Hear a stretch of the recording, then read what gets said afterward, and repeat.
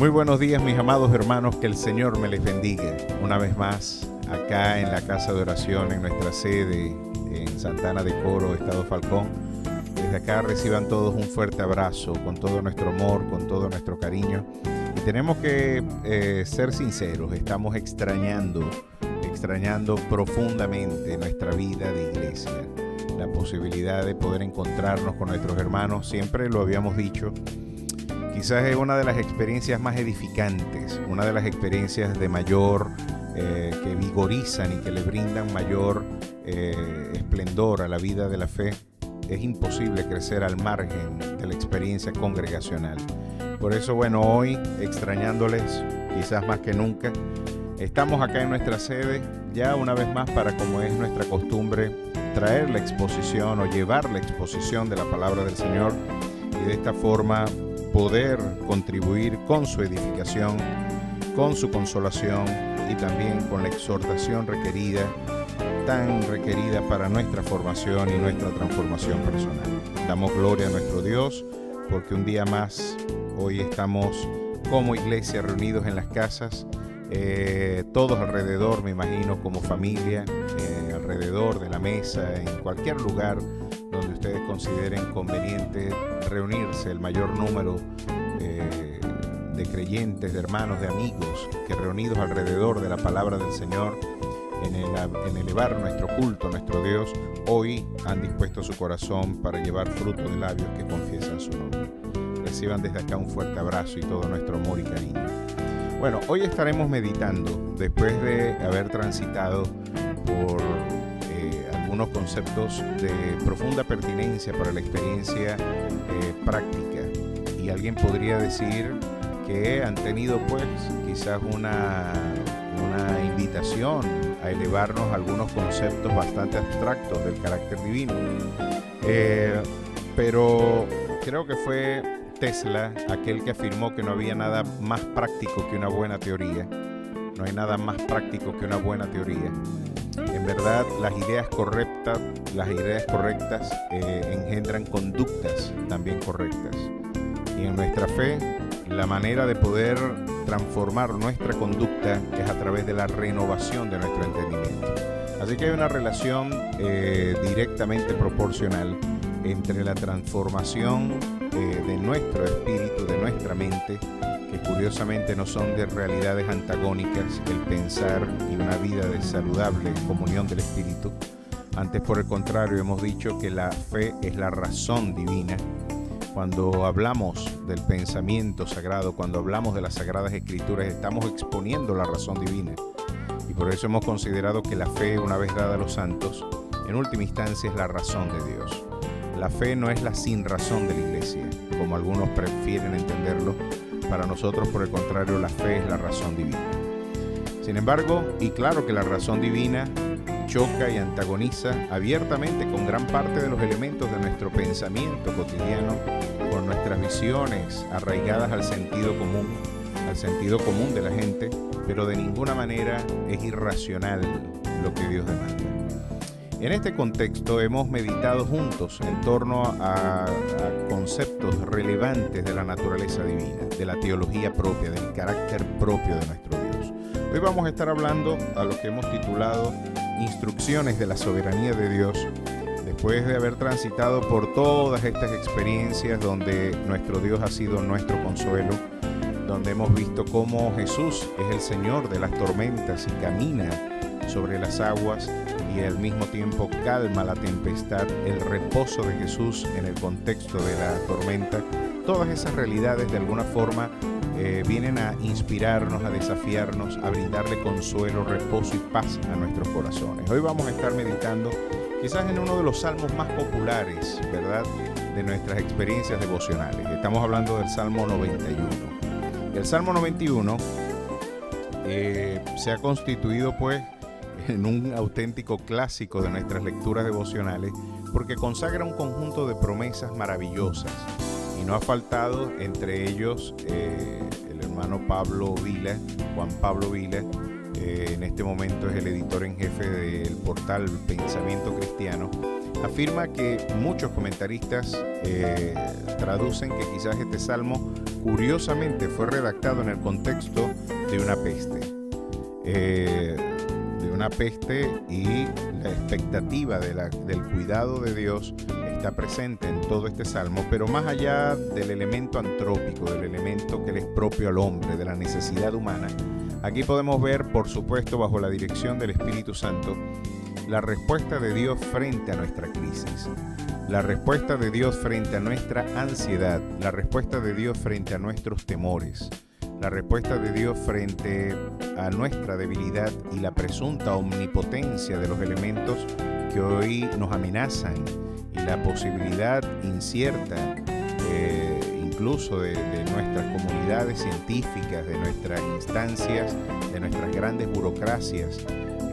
Hoy vemos cómo con impotencia, en muchos casos absoluta, como fue el caso del gobierno italiano, donde confesó ya haber fracasado en un momento, quizás en el momento más álgido de la crisis viral, ellos llegaron a afirmar que la pandemia les había vencido.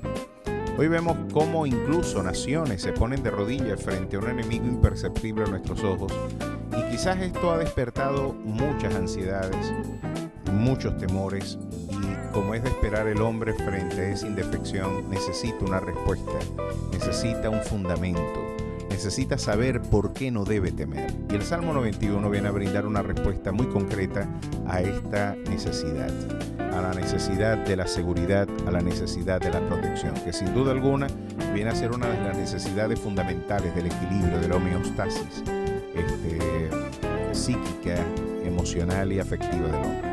Vamos a ver lo que el Salmo 91 consagra. Y dice así la palabra del Señor.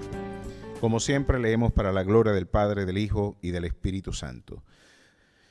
El que habita al abrigo del Altísimo morará bajo la sombra del Omnipotente. Diré yo a Jehová, esperanza mía y castillo mío, mi Dios en quien confiaré.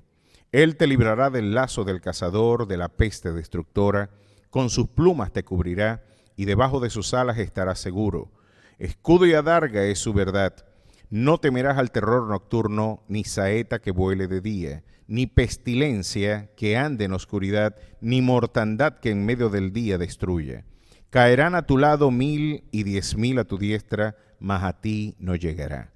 Ciertamente con tus ojos mirarás y verás la recompensa de los impíos, porque has puesto a Jehová, que es mi esperanza, al Altísimo por tu habitación. No te sobrevendrá mal, ni plaga tocará tu morada. Pues a sus ángeles mandará cerca de ti, que te guarden en todos tus caminos, en las manos te llevarán para que tu pie no tropiece en piedra. Sobre el león y el aspid pisarás, hollarás al cachorro del león y al dragón, por cuanto en mí ha puesto su amor, yo también lo libraré. Le pondré en alto, por cuanto ha conocido mi nombre, me invocará y yo le responderé. Con él estaré yo en la angustia, lo libraré y le glorificaré, lo saciaré de larga vida y le mostraré mi salvación. A su nombre sea la gloria. Bendito Dios y Padre Celestial, hoy, al igual que siempre, continuamos delante de tu sublime presencia, dándote gracias una vez más, siempre de forma reiterada lo hacemos. No nos alcanzará quizás la eternidad para terminar, oh Dios, de agradecer cuánta virtud, cuánto amor, cuánta gracia y misericordia te ha placido derramar en nuestras vidas.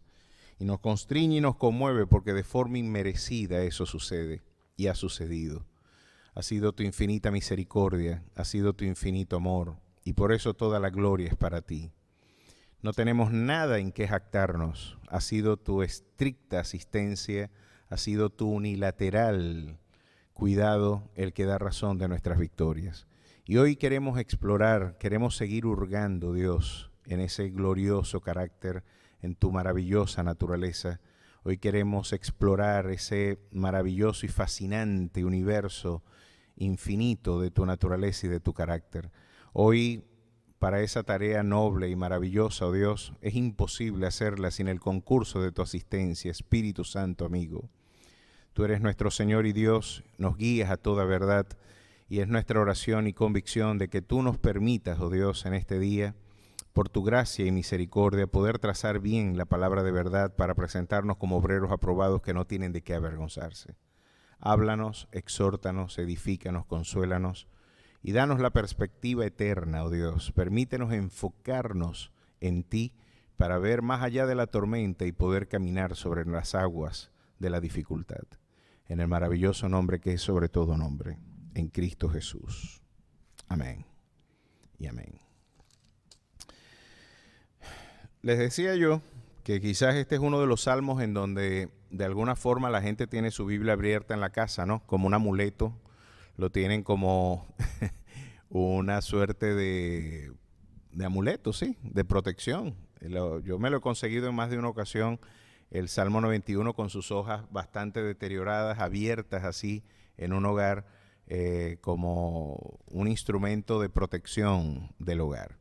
Sin embargo, más allá de la forma en la que nuestro universo folclórico interpreta la Biblia y la palabra del Señor, más que un amuleto, debe ser un instrumento en el cual usted debe vivir, hacer su habitación personal. Debe ser el manual de vida donde usted cotidianamente se ejercita en ella. Más allá de ser un amuleto, sin duda alguna, aquí tenemos un documento que tiene vida, porque esta palabra, dice la Escritura, es viva y es eficaz. Sus palabras también son vida y son espíritu, nos decía el Señor. Así que nos encontramos ante un documento que, más allá de ser un documento abstracto, frío, distante, que no tiene pertinencia o relevancia para nuestra cotidianidad y nuestra experiencia biográfico-existencial, aquí nos encontramos ante un documento que habla muy concretamente a la vida. Y quizás una de las experiencias quizás más desgastantes y tóxicas, corrosivas de la experiencia humana es el temor. Precisamente es el temor una de las experiencias paralizantes, una de las experiencias que viene de forma lesiva a impedir la consecución de gran parte de nuestros objetivos. Y el Salmo 91 viene a ser una respuesta, para mi opinión, maravillosa y concluyente a gran parte de los temores que el corazón del hombre atesora. Quizás la expresión y el imperativo, el precepto que con mayor recurrencia usted puede conseguir en la literatura sagrada es precisamente esa: no temas. El editor en jefe de Christianity Today, el doctor Philip Yancey, un autor por el cual yo no disimulo mi admiración y por el cual siempre pues he recomendado su literatura. Él comentaba pues en uno de sus grandes libros, muchos de ellos medalla de oro en los años de su publicación, entre ellos Desilusión con Dios y El Jesús que nunca conocí, dos libros maravillosos. Philip Yancey recordaba que quizás esta expresión se encuentra más de 300 veces en el testimonio sagrado. Esto queriendo sugerir que quizás hay un no temas para cada día del año. Y el no temas tiene un profundo sentido cuando usted explora el carácter del Dios que es objeto de nuestro culto y nuestra adoración. Vamos a explorar, porque quiero dividir esta aproximación. El Salmo da para eso y para mucho más. Esto es un manantial infinito de verdades y de gloriosas joyas y gemas de la verdad y de la sabiduría divina. Sin embargo, quiero hoy aproximarme bajo una triple, de alguna forma, desde mi aproximación hermenéutica, o más bien homilética, expositiva, tendiendo más a la necesidad del auditorio que a la curiosidad quizás exegética.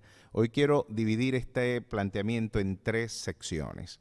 Además de llamarlo instrucciones de la soberanía de Dios, hemos querido hablar acerca de 3 ideas en torno al Salmo 91, en donde vamos a encontrar primero la naturaleza de Dios. ¿Qué es Dios o quién es Dios? La segunda pregunta viene a decirnos acerca de su providencia. ¿Qué hace Dios? Y por último tendremos la respuesta coherente frente a estas 2 premisas fundamentales: la naturaleza divina y el obrar divino. Mi Dios en quien yo confío. La confianza entonces derivará como una respuesta espontánea después de haber conocido la naturaleza de nuestro Dios y el obrar de nuestro Dios, pues la tercera idea será: mi Dios en quien yo confiaré. Mi confianza está en el Señor. Vamos a ver entonces bajo qué signo este maravilloso salmo se nos presenta. Y miren cómo lo comienza diciendo: el que habita al abrigo del Altísimo morará bajo la sombra del Omnipotente. Diré yo a Jehová, esperanza mía y castillo mío, mi Dios en quien confiaré. Cuando el salmista está planteando cuál es el apotegma fundamental, la perícopa fundamental de la exposición de estas ideas, lo primero que viene a hablarnos es acerca de la naturaleza del Dios que es objeto de su adoración. En alguna ocasión, si no me equivoco, ¿verdad? Uno de ellos, creo que fue el doctor Paul Rand, el famoso insigne médico que trabajó con la lepra, junto con nuestro Jacinto Convict aquí en Venezuela. Si no me equivoco, fue el doctor Paul Rand, en un momento en que ejerció cierta labor de capellanía en las universidades. Un joven se le aproximó y le dijo: mire, yo no creo en Dios, yo no tengo ningún deseo de conocer al Dios que tú anuncias en ese documento antiguo. Yo no creo en el Dios de esos cristianos, no creo en el Dios de las cruzadas, no creo en el Dios de las violencias de la guerra de los 30 años, yo no creo en nada de eso porque en nombre de ese Dios se han cometido atrocidades. Y él le preguntó y le hizo una pregunta bien interesante y me parece que fue un ardid apologético extraordinario. Miren lo que el doctor le preguntó y le dijo: bueno, háblame de ese Dios, porque a lo mejor cuando tú me hables de la naturaleza de ese Dios que tú estás impugnando, yo también estaré de acuerdo contigo y yo tampoco creeré en ese Dios. Háblame de quién crees tú que es Dios, porque a lo mejor yo tampoco creo en ese tipo de Dios. El Dios en el que yo creo está más allá de las visiones folclóricas, institucionales, sociales, culturales. Es un Dios que se ha revelado a sí mismo y sería imposible para mi propio entendimiento formar una idea de su carácter y de su naturaleza. En ese sentido, yo acompaño el planteamiento del doctor y editor en jefe de CLIE, el doctor Alfonso Ropero, cuando en su extraordinario libro, Filosofía y Cristianismo, él decía: Dios viene de Dios. Es decir, Dios de no haberse revelado, no hubiésemos podido conocer gran parte de la complejidad de su naturaleza y de su carácter. Por eso yo impugno abiertamente esta visión donde hoy se prioriza el yo siento del misticismo teosófico por encima de la revelación del escrito está.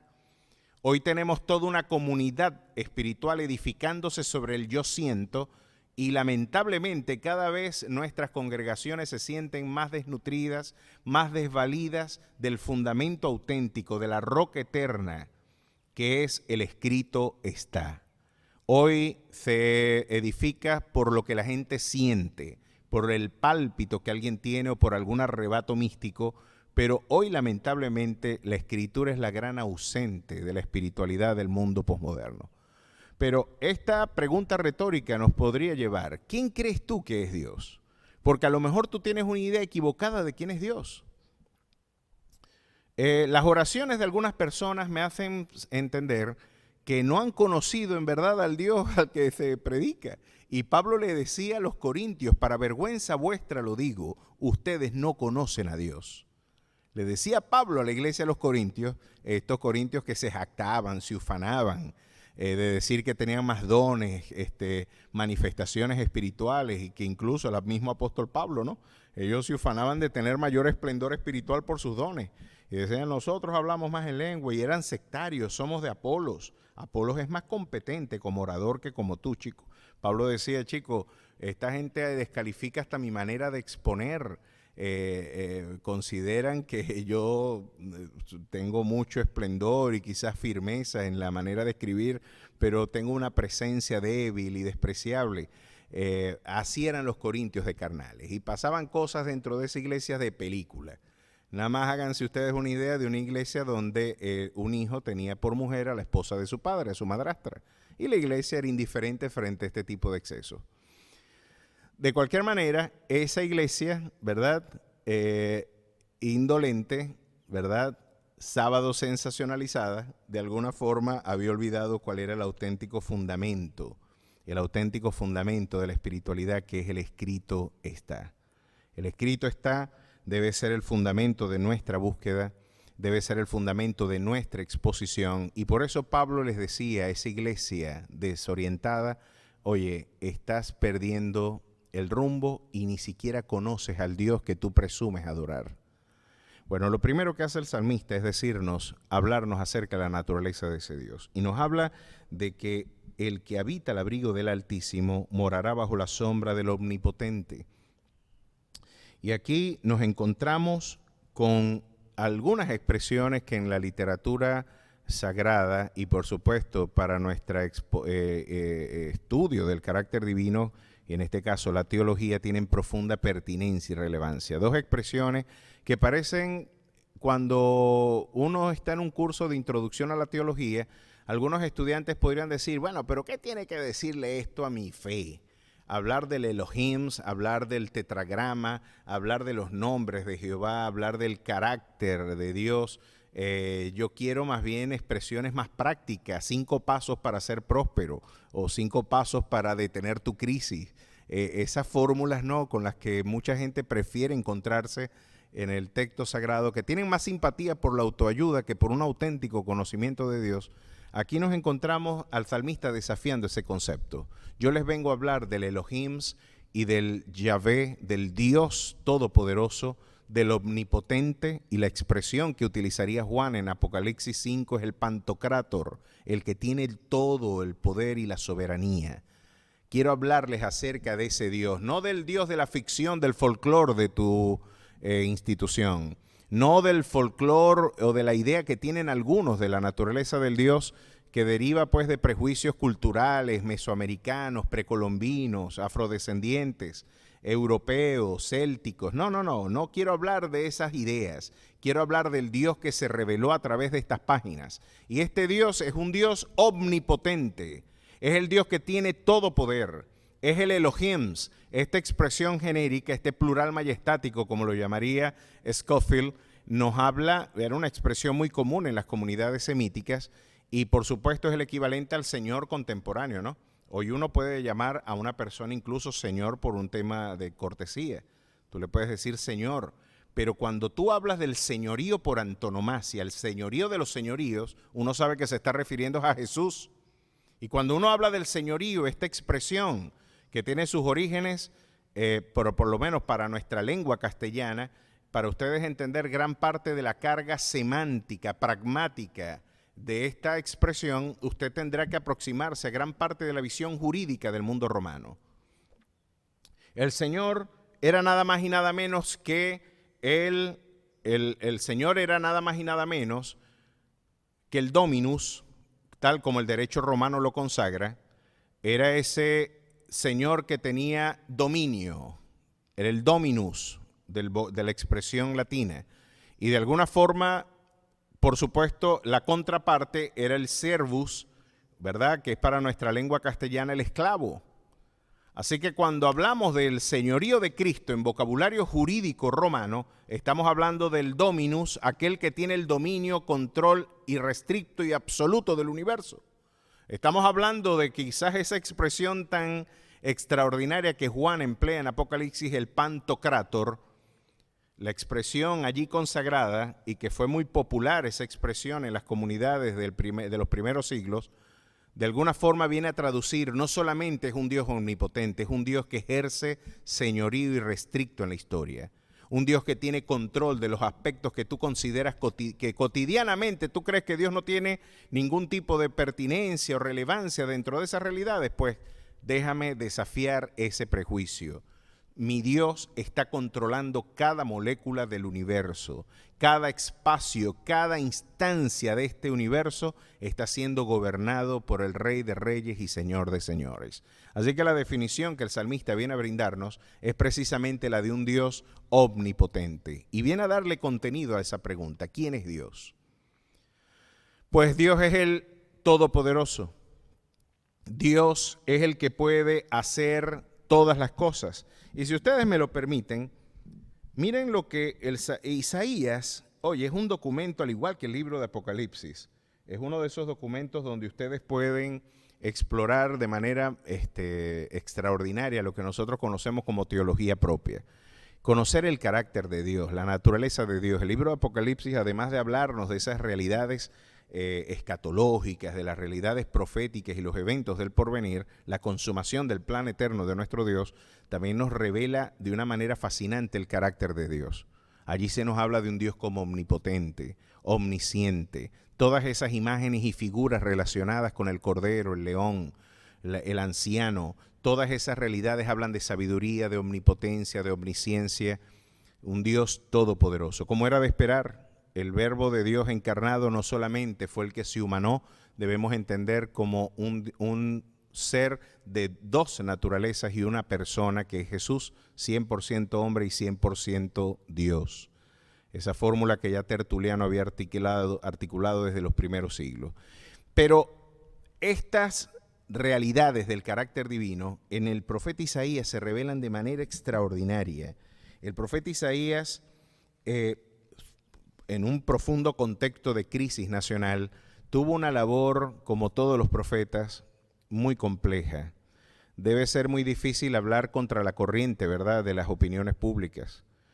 Hablar, y para eso hace falta mucho carácter, hace falta muchísimo carácter para poder imponer ideas contra la corriente, contra las instituciones y contra, sobre todo, el poder opresivo y represivo del Estado, porque Isaías estaba hablando a gobernantes, al igual que Jeremías, al igual que la mayor parte de los profetas hablaban cara a cara con las agencias y los rostros del poder.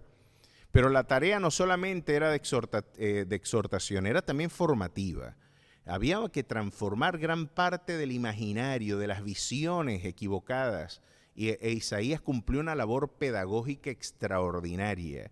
Fue un auténtico didacta del quehacer teológico, de la reforma espiritual doctrinal necesaria para el Israel de su tiempo.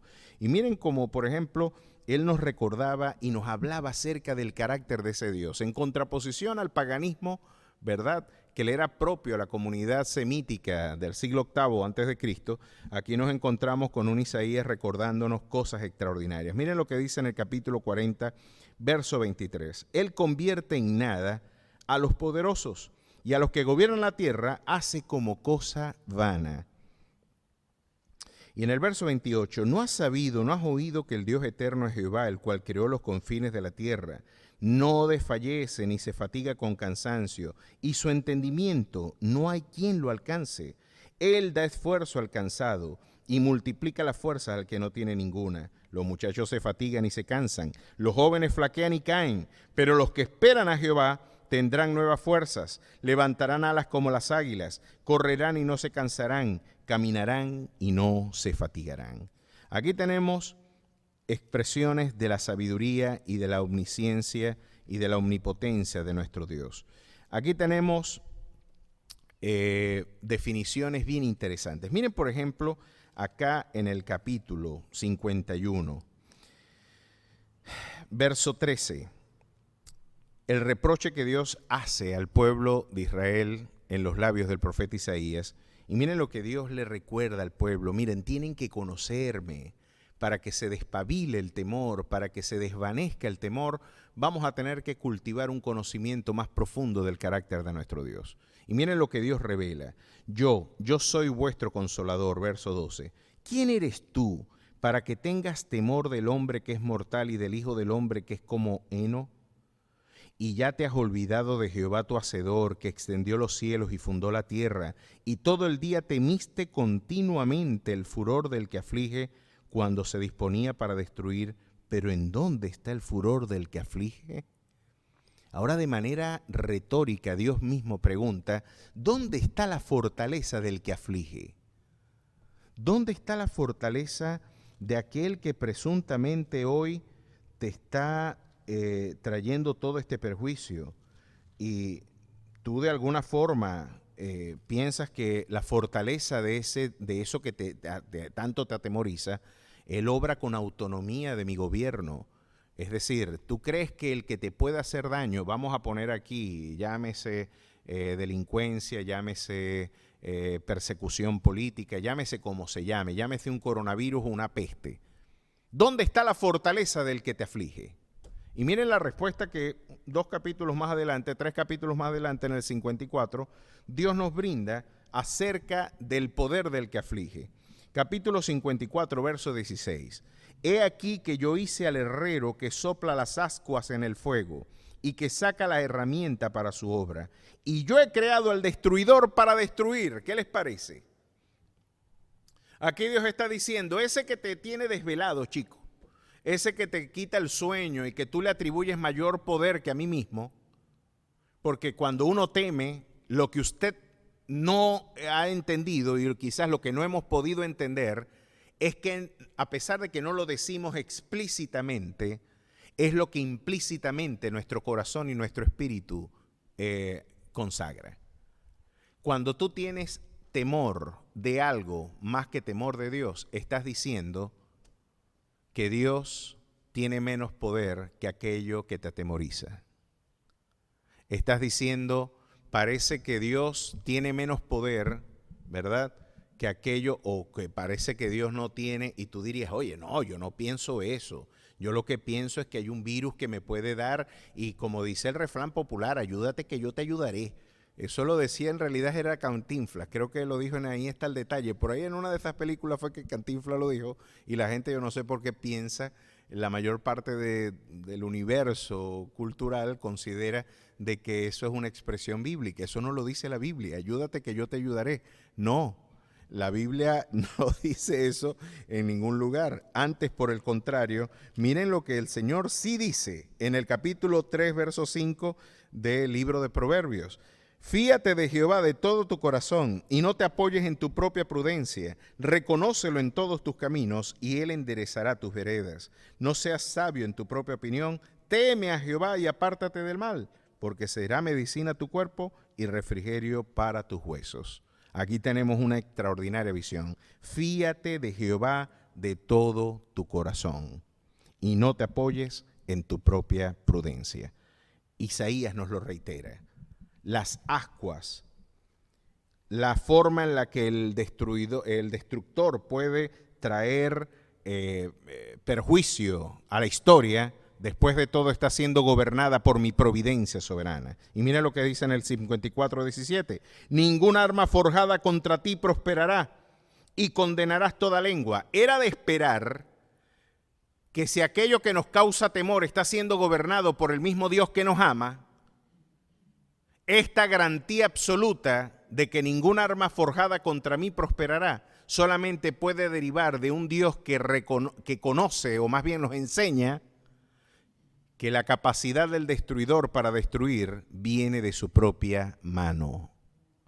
Por eso Dios con absoluta certeza nos enseña, no podrá levantarse ningún arma forjada contra ti. Ningún arma forjada contra ti prosperará y condenarás toda lengua que se levante contra ti en juicio. Esta es la herencia de los siervos de Jehová y su salvación de mí vendrá, dice Jehová.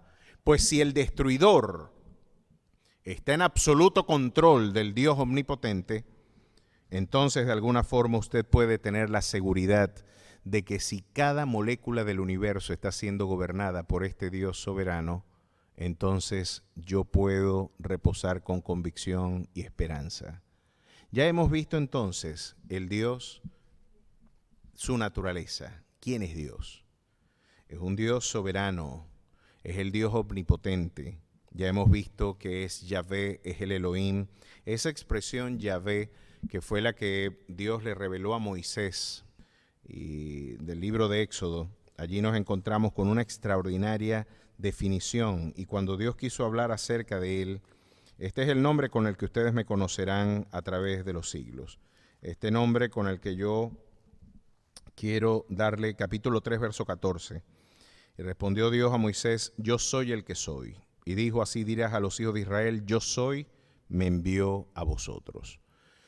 Esta expresión tan extraordinaria con la que Dios se revela, esta expresión que de alguna forma nos habla del carácter absoluto, soberano, irrestricto del poder de nuestro Dios, viene a hablarnos de un Dios que tiene en sí mismo la razón propia de su ser, un Dios que no tiene vínculos de dependencia, un Dios que tiene en sí y no tiene ningún tipo de dependencia como las otras entidades del universo que sí necesitan unas de otras para su supervivencia y preservación, pues de alguna forma Dios está diciendo con este nombre el carácter no solamente absoluto, soberano, irrestricto de su poder, sino que también se ha revelado como un Dios personal.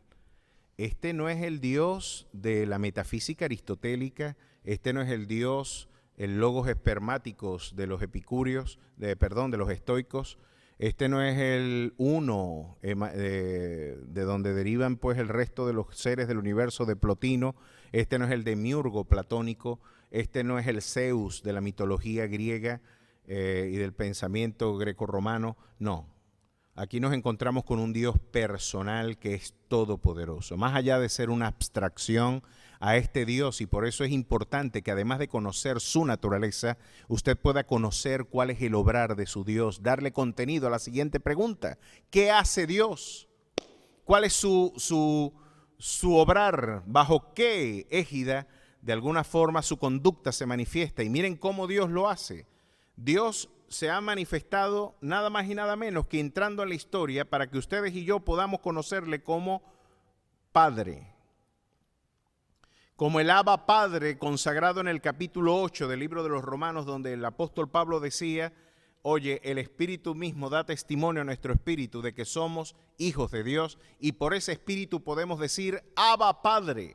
Esta expresión aramea que nos habla del diminutivo, de esa expresión que los niños tenían para aproximarse a su papá, que es el equivalente al papa, a papi, o como allá en Urumaco dicen a papaito, o el taita, o paito, esa expresión cariñosa, dulce, de proximidad afectiva, la que el niño le dice a su papá, ¿verdad?, en el seno afectivo, con todo su amor, cuando le expresa una palabra, pues, de confianza, de serena esperanza de que tu fuerza está a mi disposición, de que todo tu ser está a mi disposición.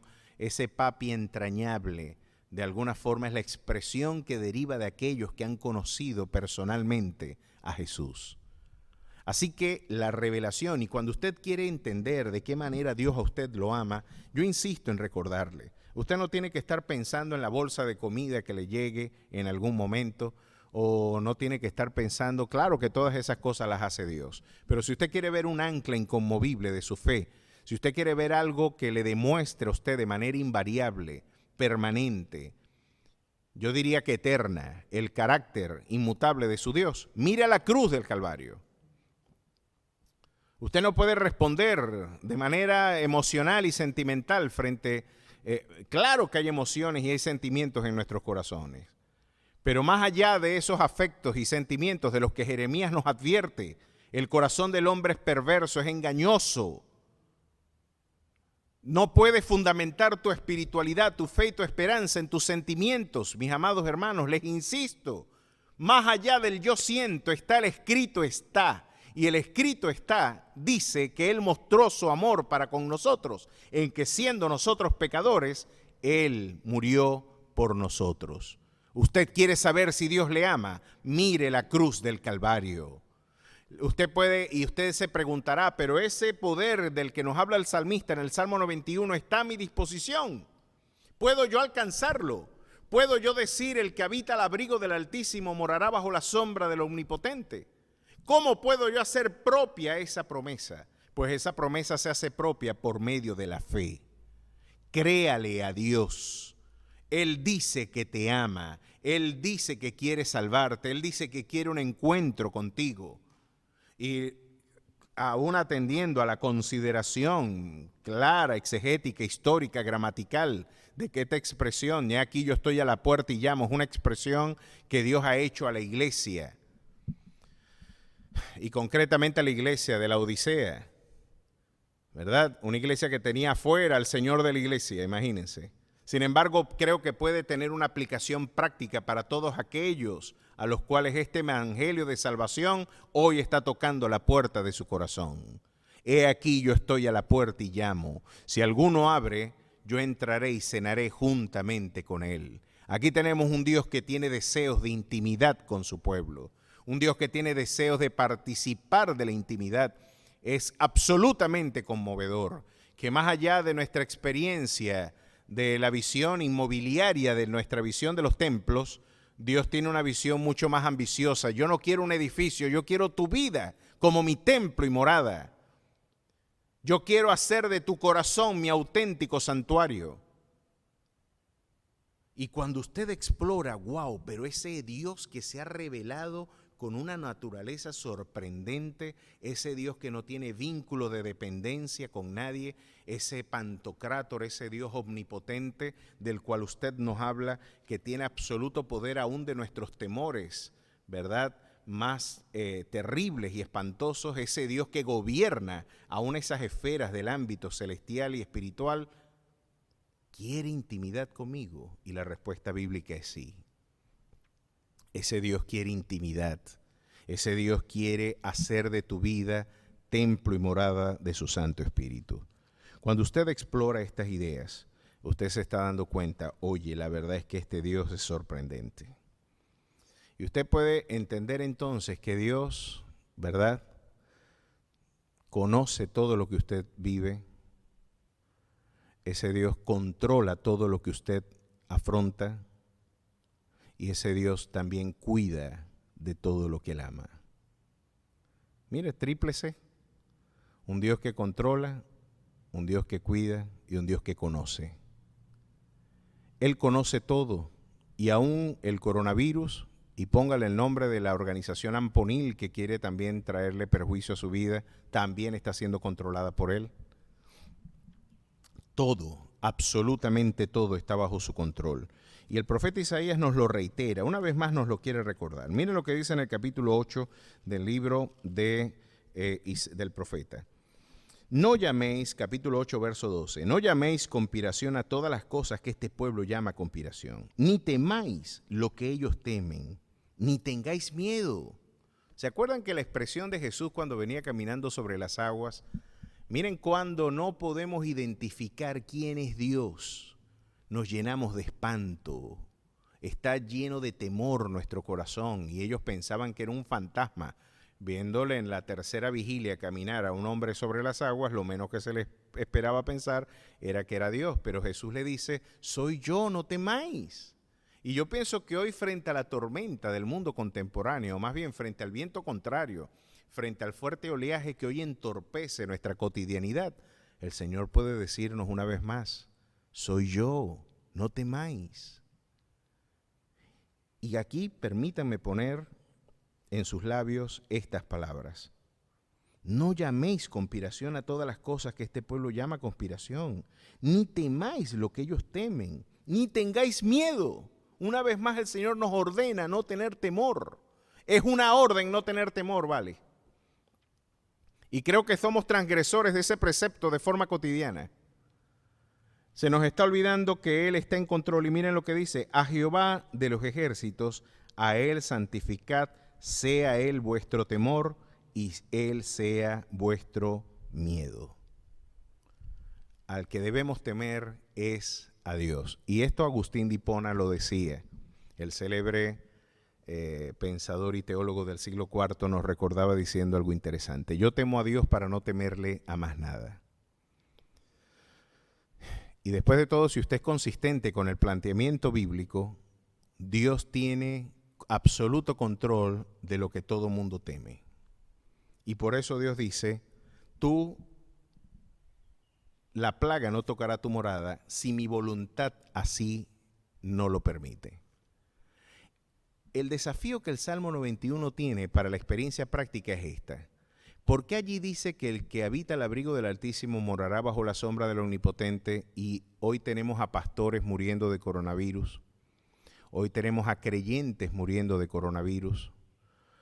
Parece que no escapa a la realidad, ¿verdad?, de la pandemia, hombres, mujeres de Dios. Y la misma historia ha evidenciado que grandes hombres de Dios han muerto de manera sorprendente por tragedias y experiencias trágicas. Parece que el Salmo se ve desafiado por la experiencia práctica, pero lo que Dios quiere reafirmar en el Salmo 91, porque usted debe leer el Salmo 91 bajo el precepto fundamental de la hermenéutica bíblica y de cualquier ejercicio hermenéutico, el principio del contexto. Usted tiene que armonizar estas promesas con el resto del cuerpo sagrado, de las verdades divinas. Y el Señor nunca dijo que no tendríamos aflicciones. El Señor dice al contrario: en el mundo tendréis aflicción, pero confiad, yo he vencido al mundo. El apóstol Pablo y Lucas nos recordaba en el libro de los Hechos que es necesario que a través de muchas tribulaciones entremos al reino de los cielos. Y el apóstol Pablo, por supuesto, le recordaba a su hijo Timoteo: sufre padecimientos como buen soldado del evangelio. Nos encontramos ante una realidad meridiana. La iglesia afrontará aflicciones y sufrirá un perjuicios en su peregrinar en este mundo. Pero la confianza no es esa. Nuestra mirada no está puesta en el perjuicio, en el dolor. De hecho, una de las maneras en la que la iglesia vence estas circunstancias es como el capítulo 12 de Apocalipsis nos lo recuerda. Ellos han despreciado sus vidas hasta la muerte. No tenemos por valiosa nuestra experiencia terrenal porque tenemos un eterno peso de gloria en nuestros corazones. Tenemos una visión espiritual y celestial que más allá de nuestras circunstancias terrenales y temporales esperan con eterno peso de gloria a todos aquellos que en Él confiamos. A su nombre sea la gloria. Pues nuestra mirada no está puesta en el oleaje y en el viento, que sin duda alguna son reales también.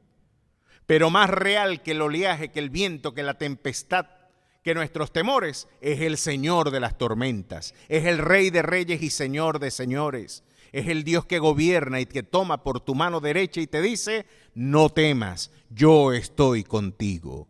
Pues las implicaciones prácticas, la realidad que deriva, que emana de este precepto, de esta realidad de la naturaleza de nuestro Dios y del obrar providencial de nuestro Dios, es: yo en ti confío. Después de todo, si tú gobiernas, si tú tienes las llaves de la puerta de mi aflicción, si tú eres el que tienes las llaves de la puerta de mi bienestar, si tú después de todo me has dicho que hasta lo malo que me suceda, el poder transfigurador de tu gracia transformará mis cruces en domingos de resurrección, de que tú no permitirás nada que vaya en perjuicio mío. Eso es lo que el Salmo 91 viene a recordarnos. Tú podrás morir en un accidente, pero nunca accidentalmente. Tú serás inmortal hasta que el propósito de Dios se cumpla en tu vida. Y mientras estas circunstancias suceden, tu confianza se debe traducir en lo que el salmista, otro salmista, nos recuerda en el capítulo 46. ¿Cuál debe ser la manera en la que tú afrontes estas realidades? Mientras tanto, ¿qué hago, pastor? Bueno, haga esto. Mientras la tormenta está, haga esto. Y esto fue exactamente lo que Dios nos recordó.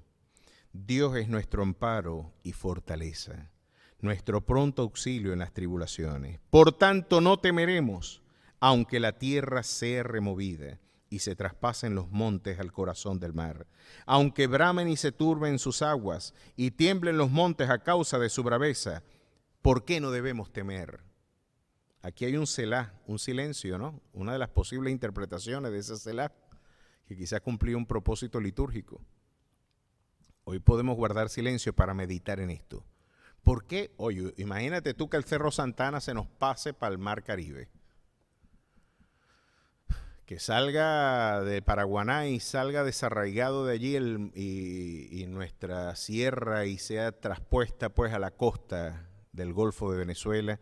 Eso es un evento de una hecatombe de proporciones terribles, ¿no? Sin embargo, el salmista insiste: no deberías tener temor a pesar de que los montes se traspasen al mar. Porque aunque la tierra tiemble, tú estás parado sobre una roca inconmovible. Y esa roca inconmovible es Cristo. Él mueve el universo, pero a Él no lo mueve nadie. Él controla todo, pero a Él no lo controla nadie. Él es el auténtico fundamento de tu esperanza. Así que si el mundo se muda, se transforma y aún los montes saltan a la mar, la actitud de la iglesia, las instrucciones que tenemos de parte de la soberanía de Dios es llevar fruto de labios que confiesan su nombre. Así que la instrucción que usted debe tener en primera instancia es no temer, no tengas temor, no deshonremos a Dios con nuestros temores. No podemos deshonrarlo porque estamos confiriéndole, dándole más crédito, ¿verdad? A lo que puede, al destruidor, al destructor, más allá de aquel que lo formó. Le estamos dando más crédito a aquel que de alguna forma es objeto de nuestro temor que al Dios que sostiene el universo. Y aquí nos recuerda el Señor algo más. Del río sus corrientes alegran la ciudad de Dios, el santuario de las moradas del Altísimo. Dios está en medio de ella, no será conmovida. El secreto es estar en el centro de la voluntad de Dios. Y hasta las cruces se transformarán en domingos de resurrección cuando yo estoy en ese lugar, cuando estoy bajo el abrigo del Altísimo, cuando estoy bajo la sombra del Omnipotente, hasta mis tragedias se transforman en victoria. No hay manera de que el universo conspire y desafíe a lo que el Dios de todo poder pretende consagrar en tu vida, siempre y cuando tú estés bajo la sombra del Omnipotente. Y miren qué más, bramaron las naciones, titubearon los reinos, como hoy. Dio él su voz, se derritió la tierra. Jehová de los ejércitos está con nosotros. Nuestro refugio es el Dios de Jacob. Selah. Guardemos silencio. Este Dios es nuestro refugio. Y tú dirás, pero mi quebranto financiero habla más duro que este salmo. Mis temores hablan más duro que la voz de su consuelo. Hoy tú tienes que elegir cuál de esas voces vas a escuchar. Pienso que la voz de Dios es la que sostiene y de forma abrupta, así como fue, ¿verdad?, de súbita la realidad que hoy vive el mundo, así de súbita será la restauración para aquellos que en Él confiamos. Siempre y cuando estemos bajo el abrigo del Altísimo. Jehová de los ejércitos está con nosotros, nuestro refugio es el Dios de Jacob.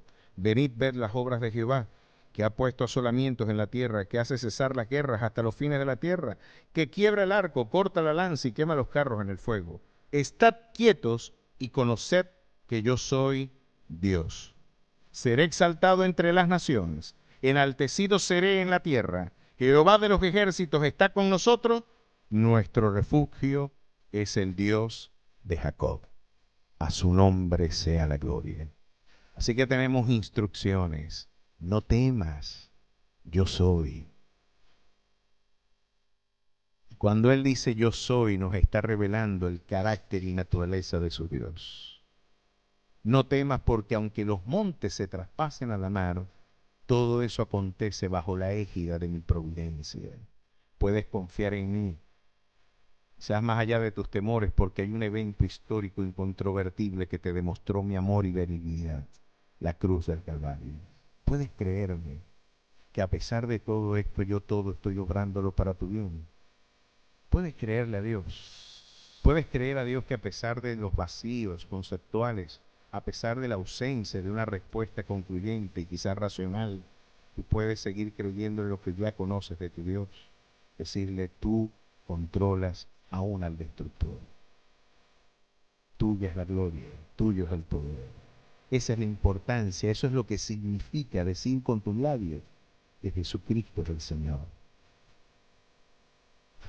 Más allá de una confesión que cumple un requisito litúrgico, decir que Jesucristo es el Señor es decir que Él es el soberano de la historia. Él es el soberano de tus circunstancias. Que sea Él tu refugio, que sea Él tu confianza. A su nombre sea la gloria. Así que miren cómo este salmo culmina. ¿Cuáles son las palabras de esperanza que Dios nos da? Pues tú podrás morir en un accidente, pero nunca accidentalmente, porque todo lo que sucede en tu vida no es un accidente. No existe tal cosa como la teología popular o las visiones folclóricas del mundo nos enseñan. Qué buena suerte tuvo. La suerte no existe. La Biblia dice que la suerte es echada en el regazo, mas de Jehová es la decisión de ella. Y aún esas fuerzas aleatorias, que presuntamente son fuerzas aleatorias, esas fuerzas que no están gobernadas por ningún precepto, todas ellas, hasta esos elementos, ¿verdad?, que parecen azarosos, aleatorios, impredecibles, están bajo la égida de su gobierno. Y cuando Dios dice, o cuando podemos entender, después de interpretar su naturaleza, que podremos morir en un accidente, más nunca accidentalmente, quiere decir de que nadie podrá hacerte frente si Dios es contigo. Ni el coronavirus, ni los gobiernos tiránicos, ni los Goliat que hoy quieren detenerte y peregrinar, podrán ante el Dios Todopoderoso. Y miren lo que nos recuerda Él. Caerán a tu lado 1000 y 10.000 a tu diestra, mas a ti no llegarán. Si la voluntad de Dios es que esto no llegue a tu vida, hermano, ni que te quites ni que te pongas, nadie podrá de alguna forma desafiar a la voz de tu Dios. Esto no significa que usted debe tomar esto como una expresión temeraria, porque curiosamente, cuando Satanás tentó a Jesús en el desierto, utilizó este salmo, ¿verdad? Y esta fue la expresión que él utilizó cuando le llevó al pináculo del templo y le invitó a que se arrojara del pináculo del templo, ¿verdad?, con el propósito de dar una exhibición del poder divino. Y Satanás citó este texto. Miren lo inapropiado. Y ahorita hay unos pastores irresponsables que están diciendo que no utilicemos tapabocas, que no utilicemos alcohol, que no utilicemos esas cosas porque si Dios está contigo, a ti no te debería llegar nada. Claro que es así, claro que Dios tiene poder para eso, pero miren cuál es el contrapeso. Y aquí es donde Jesús viene a darnos una interpretación de la adecuada sindéresis, ¿vale?, de la adecuada interpretación de este documento. Satanás le dijo a Jesús, pero ¿por qué no te arrojas de allí? Y citó el verso 11 del Salmo 91, pues a sus ángeles mandará cerca de ti, que te guarden en todos tus caminos. Y citó la siguiente parte, en las manos te llevarán para que tu pie no tropiece en piedra. Satanás le dijo a Jesús, pero arrójate, no hay que hay ángeles que te pueden atajar, pues, que pueden fildearte, que pueden atajarte aquí antes de que tú toques el suelo. Y Jesús le dijo, escrito también está, porque usted vence con el escrito está, no con el yo siento. La teología del yo siento está llevando a estos pastores irresponsables a decir que se quiten el tapaboca. La teología y la doctrina del escrito está no rivaliza la fe con la prudencia. El Dios del átomo es el Dios de la Biblia también. Y la Biblia dice que la insensatez del hombre tuerce su camino y luego contra Jehová se irrita su corazón. Chicos, si están echando tiros a mano derecha, usted agarra la mano izquierda para que usted va a pasar por donde está el tiroteo. Si está el tiroteo a mano derecha, pues usted agarre para la mano izquierda, porque el avisado ve el mal y se aparta, mas el necio pasa y recibe el daño. Jesús le respondió a esta mala interpretación de Satanás de la siguiente manera: escrito también está, no tentarás al Señor tu Dios. Y es tentar a Dios con estos eventos temerarios de personas que consideran, mira, hay eventos donde tenemos que hacer una exhibición de valentía, claro que sí, pero es cuando ya no tenemos más remedio, ¿verdad? Y cuando ya entendemos que de parte de Dios aún debemos ofrendar nuestras vidas para ese propósito. Como sucedió esencialmente, ¿verdad?, con muchos mártires que los dejaron ya, bueno, yo hago todo lo que esté a mi alcance para no morir. Pero si llega un punto en donde no tengo más alternativas que negar mi fe o morir, pues yo moriré. Pero este es un punto muy distinto. Aquí es donde es probada la lealtad del corazón del hombre, pero no es probada tu lealtad ante tu Dios cuando no te pones el tapabocas. Eso es un acto de imprudencia. Eso es un acto de jactancia y de falsa piedad. De alguna manera lo que aquí el Señor nos está diciendo: nada de esto acontecerá si no está en mis planes. Tú haz todo lo que tengas que hacer para preservar tu integridad.